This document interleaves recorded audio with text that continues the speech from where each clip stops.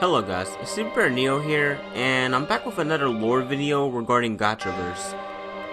It's been a while since I've last done a lore video in general, not even just on Gachaverse, but as a whole. So, why not come full swing and go back to Gachaverse, the origin of my lore videos to begin with. Specifically, I don't want to talk about the series as a whole, because, well, one, I already did that, and two, I feel like I should focus on characters themselves. So, what better not than to start on a character who's actually pretty important to the lore, Sol, and more specifically, also his group, the Solarians. Yeah, basically. That's pretty much what this video is going to be about. If you want an over comprehensive lore video, like about the series as a whole, well, I'll link that in the comment section as well, because I did do a video on the entire Gachaverse lore as a whole. So, with that being said, this video, like I said, is going to be focusing on Sol as a character and the events regarding him, and also what sparked him to create the Solarians, basically. So, without further ado, that's all, folks. Let's get into this video. In a much profound and more cosmic world, there existed a world simply called, well, the Old World, and this predated the Looniverse, which would be created by a creator Looney at some undisclosed time. Now, within this old world, there were an infinite number of universes, each owned by their own creator, these cosmic entities that inhabited the void.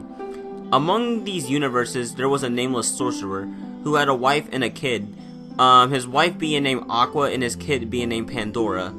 This nameless sorcerer would presumably have a normal life and would live day to day. That's until his rogue creator got mad at the nameless sorcerer from intruding upon the realm of the creators, or the swirl of nothingness. And through this, Sol, the god, decided to destroy the universe, killing countless lives in the process. This, however, didn't kill Aqua nor Pandora. Pandora was sent through space and time, presumably to another universe. And what happened to Aqua, nobody knows, but in Sol's mind, they were both killed, and as such, this enraged him. So, the nameless sorcerer would basically become powerful enough to destroy his rogue creator, which was named Sol. And after destroying the rogue creator, he basically took on his identity and absorbed his powers. After having absorbed his powers, he basically became powerful enough to wage war against the creators themselves. So, what Sol did, basically, he basically grabbed many other different sorcerers around his level, and he decided to wage war against the infinite number of creators. But let's take a step back real quick.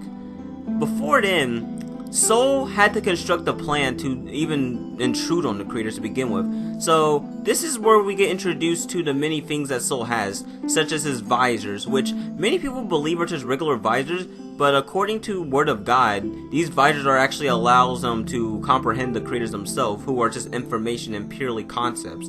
So, basically, he grabs these visors and he mass produces them to the other Solians, who are basically followers of Sol and also are believers that the creators themselves should be purged.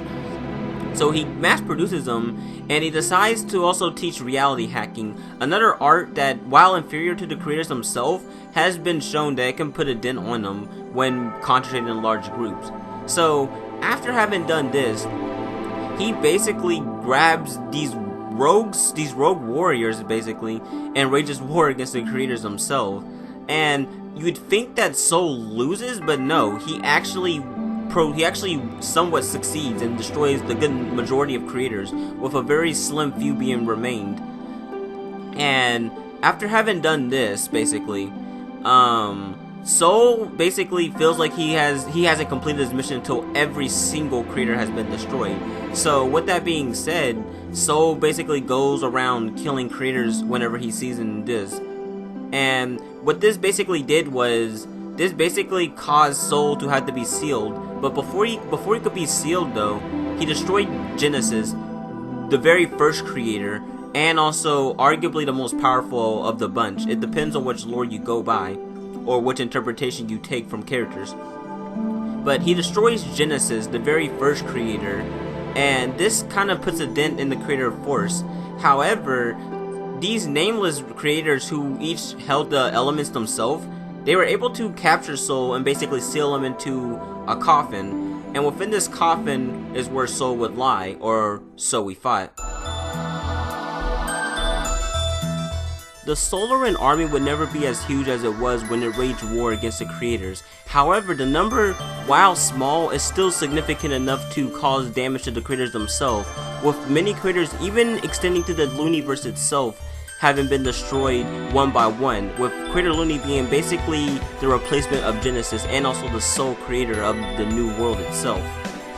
Many Solarians had encountered Creator Looney and attempted to destroy her and Succubus Lilith at the same time. Although Creator Looney would be the targeted one mostly because they didn't know that Succubus Lilith had Creator DNA within herself. That being said, Creator Looney even encountered Sol himself, although she managed to incapacitate him through distracting him and also using his own powers against him, as she had just only mastered her abilities not too long ago and had been recently born from nothingness within itself. So, with that being said, many creators and many Solarians had encountered one another even after the old world's destruction. However, it would never be the same as it was during the war. And also to boot, many Solarians would later go against the army itself and would go into hiding. Not only go into hiding, but either pretty much forge your own lifestyle or forge your own paths as it basically stands.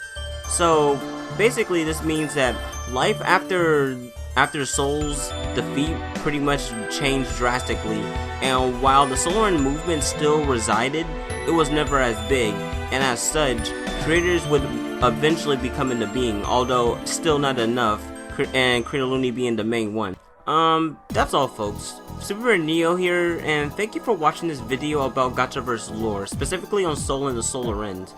It's a shame that nobody really talks about the lore of Gachaverse, and you know, maybe if I do this, then maybe better content creators will do something similar to what I'm doing right now, but you know, still,